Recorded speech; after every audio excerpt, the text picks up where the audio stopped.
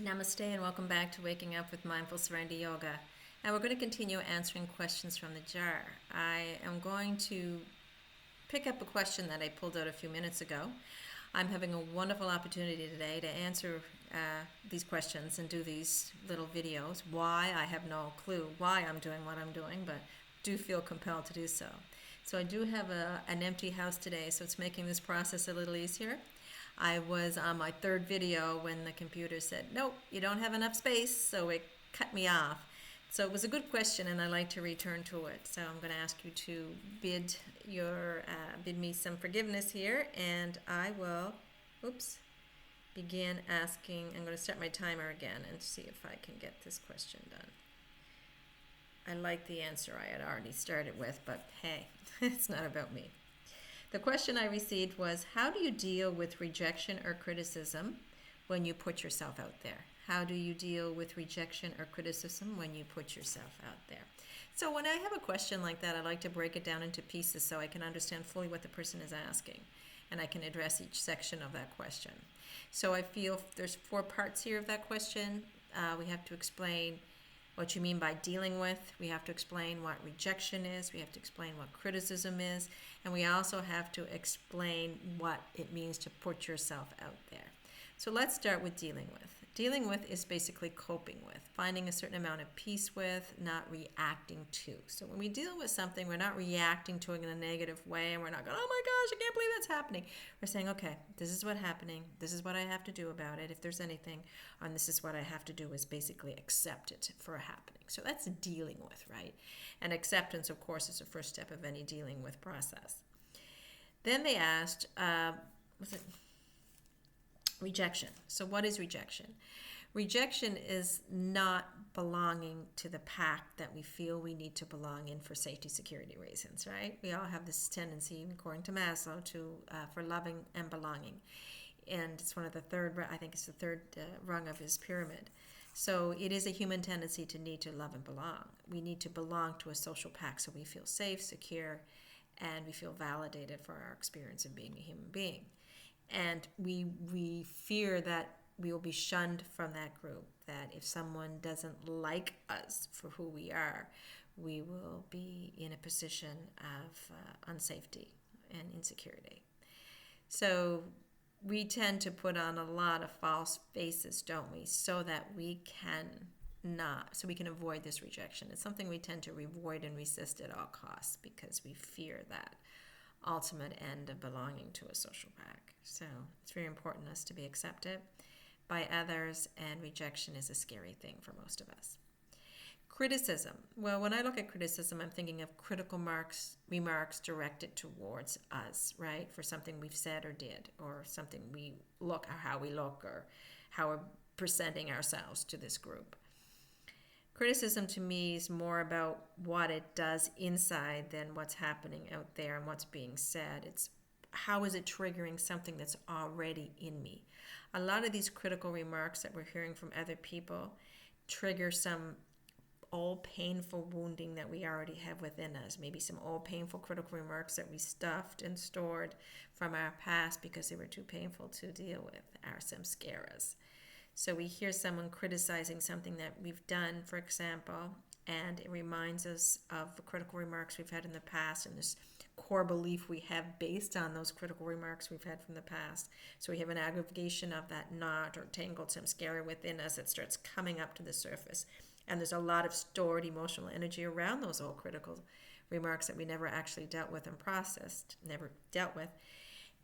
Or accepted, in other words. So that emotional energy is coming up, and we have all this coming up to the surface. We have the critical remark itself and the pain we're experiencing, as any human would experience when we're criticized, coming at us this way, this coming up, and we have a collision of both. So it leads to a double whammy of emotional reactivity, does it not, when that happens? So critical remarks are hard for us as human beings to handle. So, yeah. And then we have the experience of putting ourselves out there. And what does it mean to put ourselves out there? I think the person is referring to being exposed, being open, being, expressing something that's important to us in this group that we want to belong to in public. We're sharing something We are giving something of ourselves. We're expressing some vulnerable part of ourselves to this group. And that's putting yourself out there. It's exposure, basically. So for me, for example, I'm just going to use this little experience of what I'm doing here with these videos as it relates to this question. How do I deal with, for example, if someone says to me, why are you embarrassing yourself? Which I did get a very honest question about coming up here and exposing myself in the way, because I'm sharing something. My putting myself out here is a sharing of some very valuable learning that has become very important to me. It's a learning that not everybody wants to hear, and some people may even deem it as woo-woo and nonsense. And me, as a carrier of this woo-woo or nonsense, as being weird or strange or any of those things, because I share what I share here, that I risk that exposure by coming here every day. So that is putting myself out here. That's putting up, but it's important to me, and so I'm sharing it with the deepest and purest of intentions. But to somebody else, it's a necessary exposure, and it's probably an exposure I should be avoiding, right? So that's the putting it out. So the critical remark would be like, you're terrible at what you're doing. You're so imperfect. You look terrible. You don't even comb your hair half the time. It's you know, what are you doing, crazy lady? Old crazy lady, what are you sharing? Why are you sharing that nonsense? That's a bunch of woo-woo nonsense. Don't share that. So those could be the critical remarks I might be getting, whether I'm hearing them or not. But that might be the critical remarks that some other people are sharing somewhere out there in cyberspace regarding what I'm doing by putting myself out here, right? So will I be rejected? Will somebody just click me off and say, I'm not listening to that nonsense? Very likely.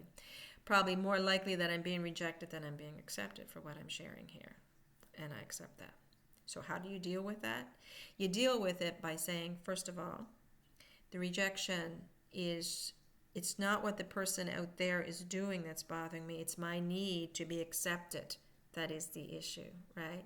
It's not what these people might be saying about me in the critical remark compartment that's important. It's about why am I reacting to what they're saying, right?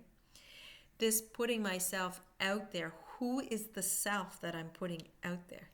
Is it the ego, or is it the higher part of me that has a message that really feels compelled to share it? And dealing with it means, am I willing to accept that people may not like and accept what I'm doing here, right? They may reject this form they're seeing on the computer, which is not who I am. It's just the trillions of cells meshing together with the psyche that I've developed, sharing information that's coming from a deeper part of me. They're not seeing the deeper part of me. They're just rejecting this form they see as me, this human body with this psyche that's probably has a very large ego in it, expressing itself here, right? The critical remarks are just their psyches, their egos. They're seeing through the samskara layer through which they're seeing something I say or do here might really bother them because it's triggering what's inside of them. So they're saying something, they're reacting by saying something critical to this form or to cyberspace or whatever about what this form is doing. This form might receive it. It might trigger what's already within me based on old wounding that has nothing to do with this person. That starts to come up. There might be an itch of annoyance, an itch of irritation, an itch of pain from what this person is saying, but it's definitely not suffering. But when this all comes up and I say, oh my gosh, I don't want this experience, and I start pushing this down and pushing this away, which means that I'm actually pushing it down on top of everything else, then that is what creates the suffering and criticism. It's not what the person is saying or doing. It's not whether the group rejects me or accepts me. It's what's going on inside of here and how it's causing a reaction inside of here that's important. So if I was fully at peace with myself, if I was open and honest about what I was doing, knowing that it didn't matter what other people thought about me, if my samskaras were all cleared out and I was just open to the experience of doing this regardless of what happened, I think it was Ramakrishna that said, helter skelter, come what may. As long as I'm doing what feels important to me, in an open space without closing and resisting to the approval or disapproval of other people, then it wouldn't matter. I would not react.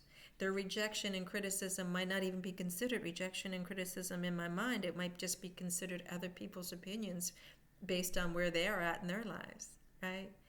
And what I'm doing is simply sharing who I am at a deeper level. Not the form they see, not the psyche they see, but something deeper and more insistent is coming out of me in my compulsion to do this, whether they see it or not. So that's basically how it works. So accepting it, just accept it. Learn to, and every time someone rejects you or criticizes you, use it as a part of your learning, realize it's triggering you, and then grow from there. Yeah, that's what I have to say about that. Thank you so much for joining me. Have a wonderful day. Namaste.